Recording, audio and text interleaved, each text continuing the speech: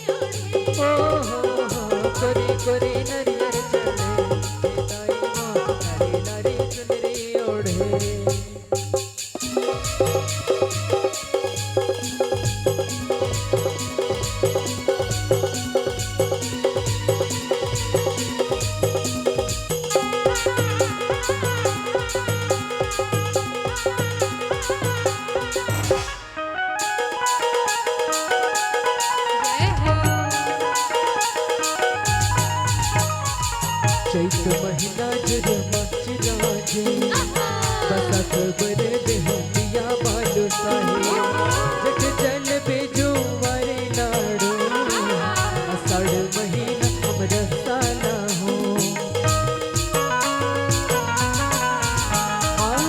चैत महीना जुर्म चिराजे बसत बर देहतिया बालू साहे जग जल बेजो वारे साला हो। सावन मास कर पारा हे दाई हो सावन मास कर पारा सावन मास कर पारा हे दाई हो सावन मास कर पारा। भदमा गुंजिया दुई मुख महके भदमा गुंजिया दुई मुख महके मन ला मोहे और मन ला मोहे।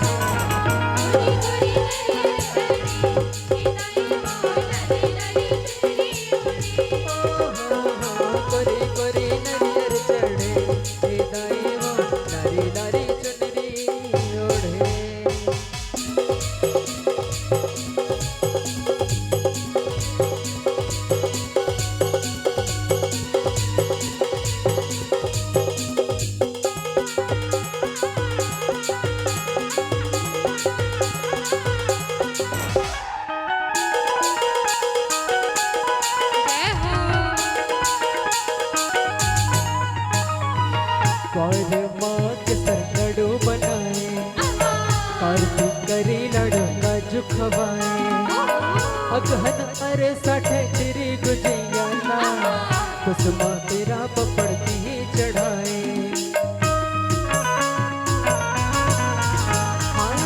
कौर माँ के सरनड़ो बनाए कार्तिक करी लड़ो का जुखवाए अगहन अरे साठे तेरी गुजिया ना कुसुमा केड़ा पपड़ती ही चढ़ाए।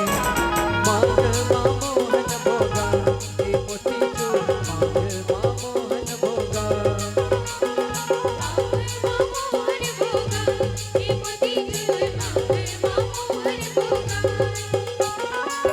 बारह महीना बारह भोगा बारह महीना बारह भोगा लाली चुनरिया सन चूरी चढ़े।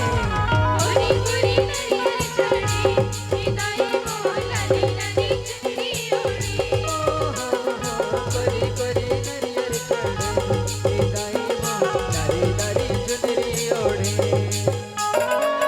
तेरा गाँव माँ अकोला छामा तेरा गाँव माँ अकोला छामा माई बिराजे है द्वारी खोले गोरी गोरी नरियर चढ़े निदाई वो लाली लाली चुनरी ओढ़े कोरी कोरी नरियर चढ़े निदाई वो लाली लाली चुनरी ओढ़े कोरी कोरी नरियर चढ़े निदाई वो लाली लाली चुनरी ओढ़े कोरी कोरी नरियर चढ़े निदाई वो लाली लाली चुनरी ओढ़े कोरी कोरी नरियर चढ़े निदाई वो लाली लाली चुनरी ओढ़े कोरी कोरी नरियर चढ़े निदाई वो लाली लाली चुनरी ओढ़े। बोलो दुर्गा मैया की जय।